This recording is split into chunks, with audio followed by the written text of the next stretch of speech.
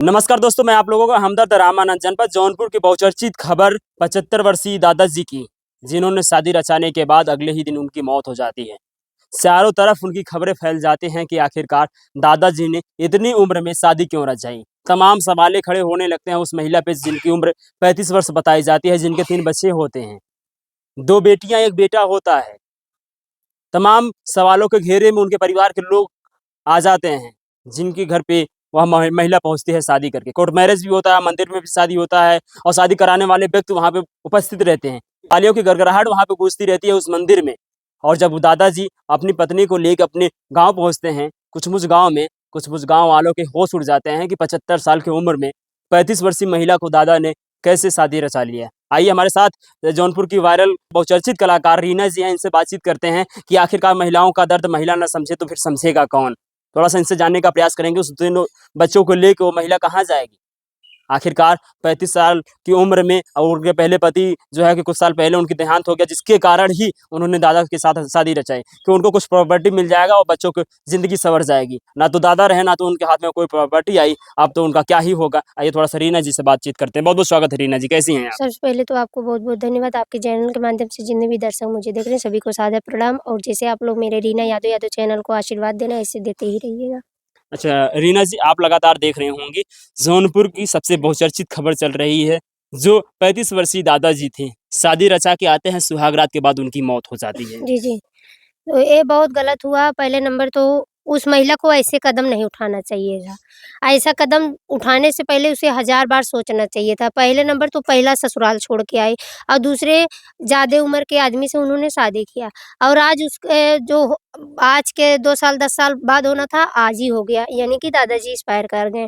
अब आप बता रहे हैं उसका कोर्ट मैरिज से शादी हुआ है, तो इस हिसाब से उसको हिस्सा हक मिलना चाहिए। जबकि हम न्यूज़ में देख रहे हैं, उनके भतीजे जो हैं, उनके भाई जो हैं और उनकी चचेरी बहन जो है, वो बोल रही है दादाजी का जो ज़मीन था पहले से ही भाई-भतीजे के नाम से कर चुके हैं। जी।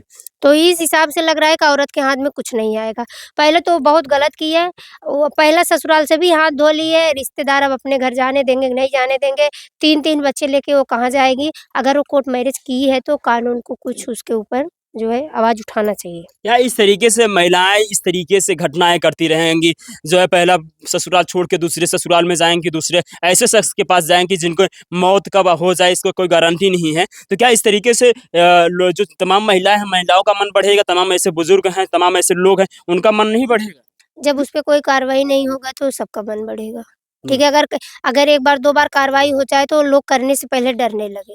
तो कार्रवाई नहीं हो रही तो लोगों को डर नहीं है। अच्छा आप बताइए आपके नज़रिए से महिला ने क्या सही किया, क्या गलत किया? क्या उनको उस शख्स के साथ वो जो 75 साल के वर्षीय दादा थे, क्या उनसे शादी रचानी चाहिए थी कि नहीं रचानी चाहिए थी? नहीं, हमारे हिसाब से 1% भी उन्होंने सही नहीं किया है। क कतई नहीं। अगर वो बोलती हैं कि लोग हमें बहका लिए, लोग क्या कर लिए, आप 3 बच्चे की माँ हैं। कैसे आपको कोई बहका सकता है? दिल आपका है, मन आपका है, कैसे दिमाग आपका है, तो बहक कैसे सकता है वो बिना आपके परमिशन का? उनका कहना ये भी था जब मैंने उनसे बातचीत किया उन्होंने कहा कि मैं जिस शख्स ने मुझे मेरी शादी करवाई नाम उसका उन्हीं के द्वारा बताया गया कि आज़ाद नाम है, उसी गाँव का रहने वाला, उस शख्स को नहीं जानते थे, उस दादाजी को भी नहीं जानते थे। उन लोग से दूर-दूर तक नाता नहीं था। फिर आप किसी बहकावे में आके 3 बच्चों की माँ होने के बाद भी आप एक ऐसे बुजुर्ग से शादी करने के लिए फैसला ले लेती हैं। क्या था? देखिए, आपको बता दें जैसे आप बोल रहे हैं कि वो जो व्यक्ति ने ज़बरदस्ती करके उनको बहका के शादी कराया है, उसका नाम आज़ाद है। आपको बता दें वो पहले से ही आज़ाद है, उसका कोई ज़िम्मेदारी नहीं, कोई करियर नहीं, कुछ नहीं, तो पहले से आज़ाद है। तो उसके साथ में अपनी आज़ादी दिखाने गई तो बर्बादी आ गया, आज़ादी के आगे बर्बादी हो गया। तो किसी को बहकाने से हमको कोई क्यों नहीं बहका लेता है या हम सोशल मीडिया पे हमें कोई बहकाया नहीं होगा। जी। हम जो खुद से करते हैं वही हम विश्वास करते हैं। बिना खुद के परमिशन से वो हज़ार का बहकाया है। हमको कोई बहका ले तब हम जाने कि हाँ बहक जाते हैं। लोग की बहाना है कि वो कहे ज़बरदस्ती और ये भी है, आज के समय में आज के दौर में लोग झूठे के ऊपर ज़्यादा विश्वास करते हैं, सच के ऊपर नहीं भरोसा करते। अभी हम आपके पास 10 दिन बैठ जाएँ और आपके दोस्त के प्रति कान भरने लगें, आपका प्रभाव पड़ जाएगा, एक दिन आप बदल जाएँगे, दोस्त से दुश्मनी कर लेंगे। वही उस औरत के ऊपर असर किया है जो उसको आपका नाम प्रॉपर्टी हो जाएगा। दादाजी कितने दिन दिन जिएंगे, बहुत सारी चीजें उनको कान में भरा गया होगा, तभी तो महिला की। अच्छा, महिला की क्या ज़रूरत थी जो 75 साल वर्षीय से जो है दादाजी से उनको शादी रचानी पड़ी? क्या उनको सुख नहीं मिलता था जो दादा से उन्होंने शादी रचाने का फैसला लिया? देखिए, अपने भारत में इतनी कांडें हो रही हैं, 2 पति 3 पति वाली, कि महिला ये दूसरे जगह गई थी, तीसरे जगह गई, तीसरे जगह इसका घर उजड़ गया। इतनी ज़्यादा कांडें हो रही है, और क्यों हो रही पता है? जब हम कोई कदम उठाते हैं तो हम आगे की तरफ नहीं सोचते। अगर सोचे, मान लीजिए उसके पति नहीं थे ना, प पूरा रिलेशन के लोग थे, भाई थे, बाप थे, सब लोग थे, तो हम आगे नहीं सोचते। हम सोचते हैं आज क्या पता शादी कर ले, इतना प्रॉपर्टी मिल जाएगा, आज दादाजी कितने दिन जिएँगे, बहुत सारी चीज़ें दिमाग में आती हैं। पर हमें कुछ भी फैसला करने से पहले, कोई भी कदम उठाने से पहले हमको आगे सोचना चाहिए कि हमारा समाज है, हमारा गाँव देश है, हमारे रिलेशन के लोग हैं, बच्चे बड़े होंगे तो क्या प्रभाव पड़ेगा। जहाँ पे शादी हुई थी, जिस शख्स से उनकी शादी हुई थी, उसके पिता के नाम कुछ प्रॉपर्टी रही होगी या उस शख्स के नाम कुछ प्रॉपर्टी रही होगी, कुछ ज़मीन जायदाद रहे होंगे। अगर से वो पहले वाले ससुराल में वहाँ पे रहती, तो क्या उसको जायदाद नहीं मिलता? क्या उसको प्रॉपर्टी नहीं मिलती? क्या तुच्छ लालच के लिए जो है 75 वर्षीय दादा से उन्होंने शादी रचाने का फैसला ले लिया? देखिए, उसका जो बेटा है, उसका तो वहाँ पूरा अधिकार है। अधिकार था, अधिकार है। उसको आजकल की बता दे रहे हैं, आप 1000 बार देख लीजिए, माँ अगर कहीं चली गई, बेटा वहाँ ज़रूर हिस्सा अधिकार लेता है। तो अगर उनका बच्चा था, उनको वहीं नमक रोटी खा के पड़े रहना चाहिए था। उनके 2-2 3-3 बच्चे थे, उनका हिस्सा अधिकार लेके उनका शादी-विवाह जब होते उस लायक शादी-विवाह कर देते, अपना 2 रोटी वहीं बना के खाते। आखिर दूसरी जगह आए, दूसरी जगह भी रूठ गए। जी। सुहाग रात के बाद दादा की सुबह मौत होती है, जो एक ऐसे खतरनाक बीमारी को शिकार हो जाते हैं जिसके कारण उनकी दादाजी की मौत हो जाती है और वो घर में ही रहती हैं और बाहर दादाजी की मौत हो जाती है। जी, जी। देखिए, जैसे लोग बता रहे हैं ब्रेन हेमरेज क्या बोलते हैं, ब्रेन चाहे जो होगा हमसे हम नहीं इंग्लिश-विंग्लिश नहीं पढ़े, वैसे भी हम पढ़े-लिखे नहीं हैं, ठीक है? तो उनको 2 चीज़ें हो सकती हैं, एक उनके ऊपर कोई ज़्यादा प्रेशर पड़ा है, या खुद सोचे होंगे कि हमने एक कैसा कदम उठा लिया, हमारा समाज है, हमारे गाँव के लोग, हमारे बेटे-भतीजे, हमारे भाई लोग हैं, तो हमको ऐसा कदम नहीं उठाना चाहिए था। इसी चीज़ का ज़्यादा प्रेशर पड़ा होगा और बस। सर, आपको क्या लगता है कि दादाजी के वो कौन-सा सिचुएशन सामने आता है, कि कौन-सी परिस्थितियाँ सामने आ जाती हैं, जिसके कारण 75 वर्षीय दादाजी शादी रचाने का फैसला ले लेते जब हैं? हमारा दिमाग भ्रष्ट होता है ना, जो हम पाप की घड़ा जो हमारा भरता रहता है, जब भर जाता है ना, तो दिमाग नहीं काम करता, हम कैसी कदम उठाएँ, ठीक है? अभी जैसे आप किसी की मदद कर दीजिए, जब तक करेंगे तब तक बहुत अच्छे हैं, और कोई उसका कान भरने लगे ना, आप उसको इतना बुरा लगने लगे, इतना वो आपको देखना ही नहीं चाहेगा। तो उसका दिमाग भ्रष्ट होता है, उसका नाश होने वाला रहता है।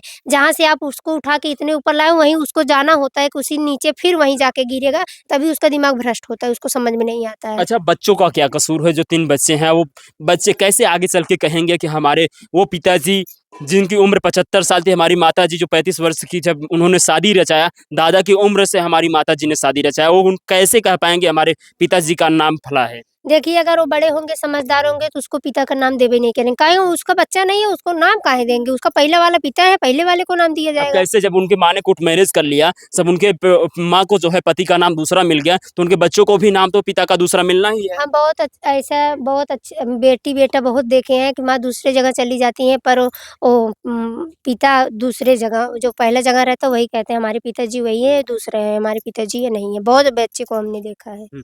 ऐसी महिलाओं को किस प्रकार से जो है कि सहायता मिलनी चाहिए और किस प्रकार से सज़ा मिलनी चाहिए, जो समाज को इस तरीके से गलत निर्देश दे रही हैं, गलत देखिए, दिशा में लेके जा रही हैं और गलत तरीके से पेश कर रही हैं, ऐसे तमाम उदाहरण? अगर रियल में देखिए तो सहायता नहीं मिलना चाहिए, और दूसरी तरफ देखिए तो गलती दोनों की है। उसकी अकेली गलती है नहीं, गलती दोनों की है, उसको सहायता करना चाहिए, क्योंकि उससे ज़्यादा बड़ी-बड़ी गलतियाँ लोग करके आज़ादी से घूम रहे हैं। अच्छा, इसमें जिस प्रकार से मैंने उनसे बातचीत किया, उन्होंने बार-बार यही कहा कि हमारी शादी मैं नहीं करनी चाह रही थी। मैं शादी नहीं करनी चाह रही थी, मैं बार-बार जो है कि मना कर रही थी, डेट टाल रही थी, लेकिन हमारे ऊपर इतना प्रेशर बनाया गया कि जो है कि मैं मजबूरन मंदिर में पहुँचती हूँ, मजबूरन मैं कोर्ट में पहुँचती हूँ। आपके ऊपर प्रेशर दिया गया, तो आपके घर के लोग, अगल-बगल के लोग, रिलेशन के लोग, किसी से आपने राय बात लिया, ऐसे-ऐसे मेरे साथ कह रहे हैं, मेरे हम करने जा रहे हैं, क्या सही है, क्या गलत है? हुँ। अगर उन्होंने प्रेशर दिया है, हम राय बात तो ले सकते हैं, ऐसा-ऐसा लोग प्रेशर दें, ऐसी-ऐसी बातें बोल रहे हैं, क्या सही है, क्या गलत है, क्या ऐसा कदम उठा लें हम?